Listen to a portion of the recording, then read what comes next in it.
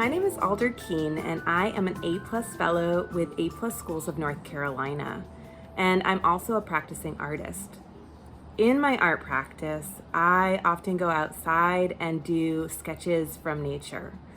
Nature drawing is significant and meaningful to me because it really just helps me connect to my surroundings, be present with myself and the place that I'm in, and observe interesting details that I would normally just pass by. So today we're going to get a sketchbook or a piece of paper, some drawing materials, and pack it up and go outside to do some drawing.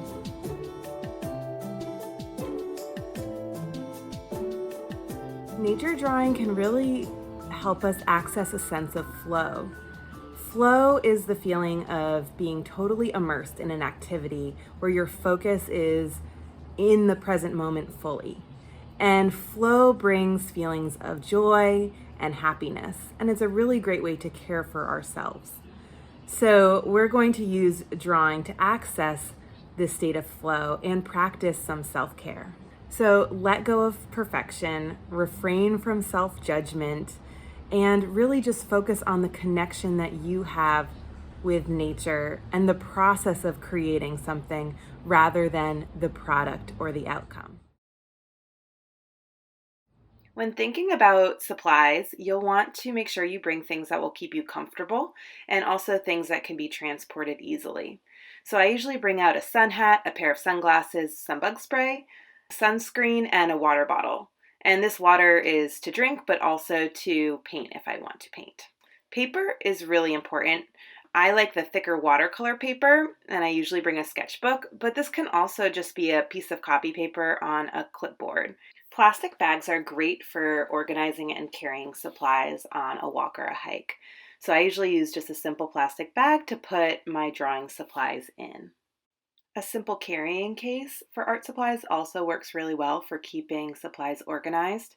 I like to bring out paintbrushes just in case I choose to paint. I also typically bring out pens, drawing pens or regular pens, and color pencils, a pencil sharpener, and an eraser. These Caran d'Ache water-soluble crayons are really awesome for taking outside for nature drawing because their colors are vibrant and with just a little water, you can transform a drawing into a painting. If you are planning to paint, make sure that you have a cup for water, a paper towel, and some paintbrushes you can use. Drawing with only a pen can be kind of liberating because from the start, you know that all the mistakes are going to be part of your drawing. So I tend to embrace that and often challenge myself to only use pen. Today I'm just going to be using pen and some Caran d'Ache pastels. Now that all my supplies are gathered, I'm going to head out and find a spot to draw.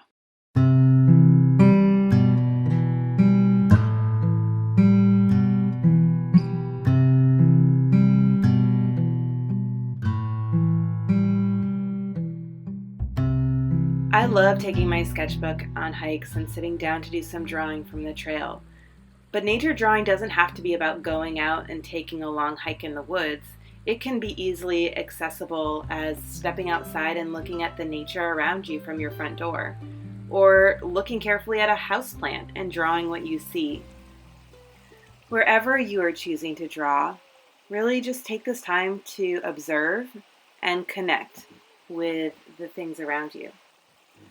What draws us in is really different for everyone, but typically areas of contrast are attention grabbing.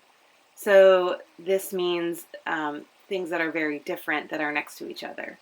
So smooth textures against rough textures, for example, or light colors next to dark colors, or angular shapes against round, smooth shapes. I chose this specific spot by the river because I really like the contrast between the dark shadows on the opposite riverbank and the highlighted leaves on the trees that are above me. So this contrast really caught my eye and drew me in.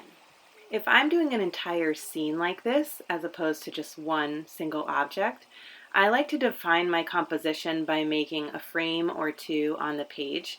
That way I am kind of confined to one designated space, and it helps me set up my composition a little better. I'm really using my drawing to document what I see.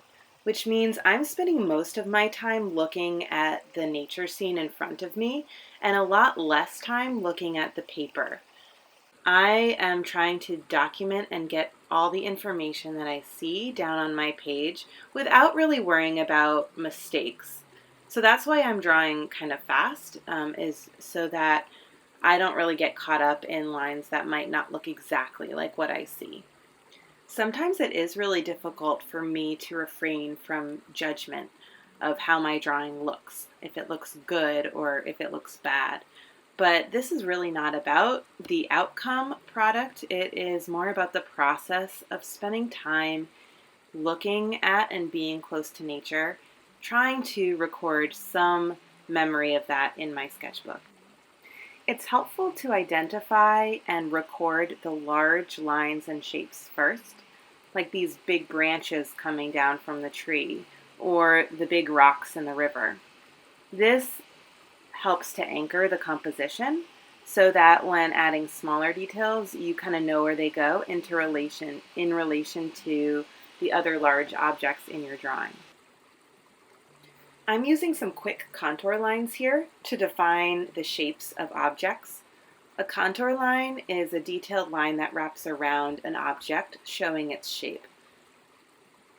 Usually I focus on contour lines a bit more when I'm doing a close observational drawing of a single object, but they can be helpful here to roughly define the different parts of the drawing as well. Now that I've gotten most of the lines and shapes down, I'm looking for value. That will add the contrast of light and dark. So I'm looking for the areas in the scene that are most dark and also most light. I notice in the foreground, or the front here, there is a big shadow from this tree that's overhanging the water. So I added a darker value to indicate that shadow. I also see a high contrast area on the opposite riverbank that has some dark shadows all the way across that midline. That is contrasted by the light leaves right above it. So this is a really good area of contrast that I'm going to make sure that I document and show in my drawing.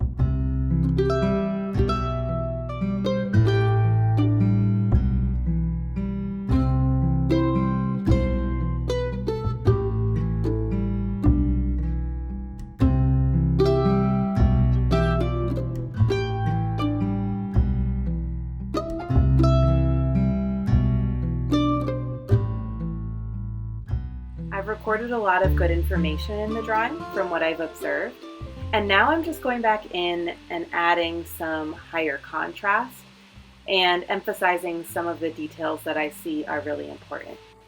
There are a couple ways to emphasize important parts of a drawing.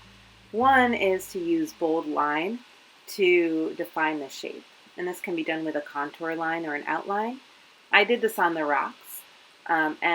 Those clear lines help to make the object stand out. Another way is by making a value change. So in the background here, I made the background a darker tone and left the trees a lighter tone, and by that way, it upped the contrast and made those little trees on the opposite bank stand out a lot more. The beauty of nature drawing is that everyone perceives things differently, and it's really just about your own personal perspective on what you're seeing rather than what something looks like exactly. So use your own perspectives and emphasize what you feel is important in your drawing.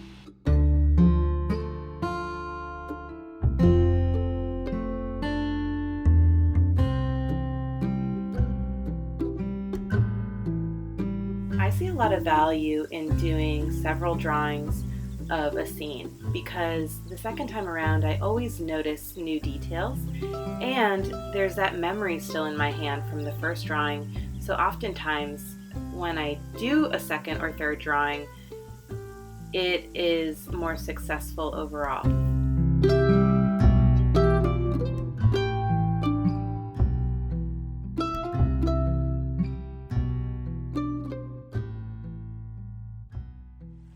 So now I'm doing a zoomed in view of this little cluster of leaves, and I'm really relying on a contour line drawing. If you think of a little ant crawling along the ridge of these leaves, my pen is kind of following the track of the ant. So contour lines really capture all of the imperfections and crevices within the surface of an object.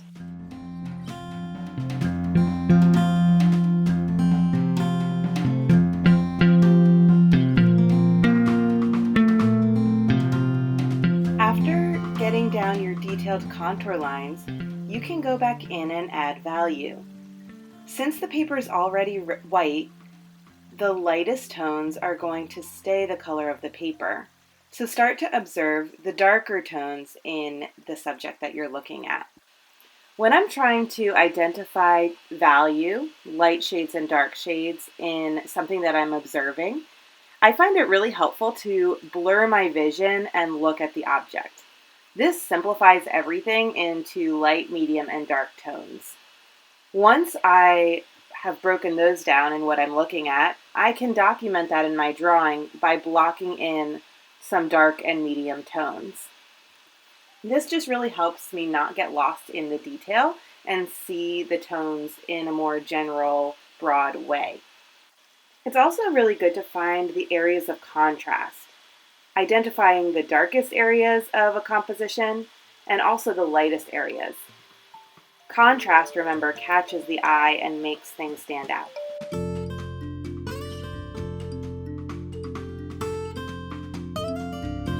I'm going to add some color to my drawing with these Caran d'Ache water-soluble crayons.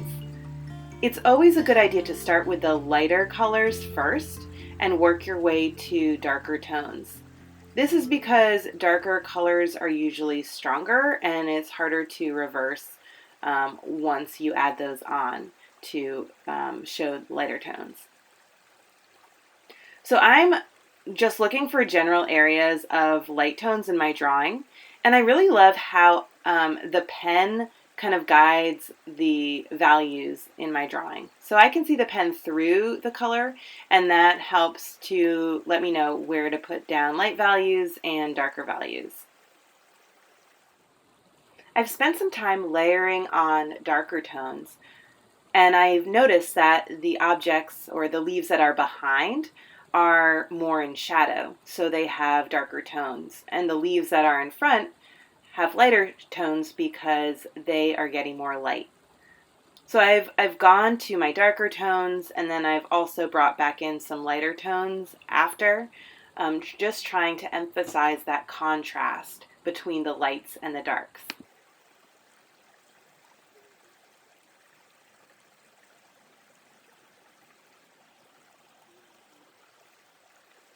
I'm going in to add a little bit of the background just to add some extra color, frame the leaves a little bit, and give them a context.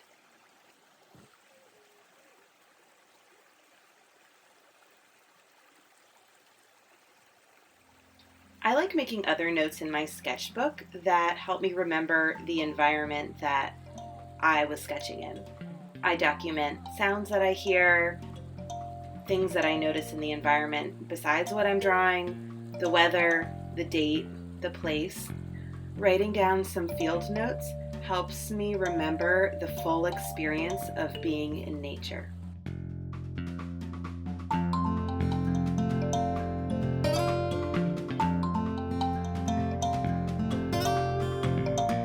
So I want to share this quote as just a way to tie everything together. And it's by a man named Frederick Frank, who wrote a lot of books on Buddhism, and he was also a practicing painter and sculptor. And he wrote that once you start drawing an ordinary thing, a fly, a flower, a face, you realize how extraordinary it is. And that is one of the beauties of drawing from observation, is that we as the artists can be immersed in something that is ordinary and find the extraordinary in it. So as you go out and start to do some nature drawing, just really value your own perspective and what catches your eye and what you feel a connection to. The focus should be really on the connection and the process of drawing rather than working towards a specific intended outcome. Drawing nature specifically, I think, can lend itself to a deeper connection, finding the extraordinary in the ordinary, and an access point to a feeling of happiness and flow. So, happy drawing.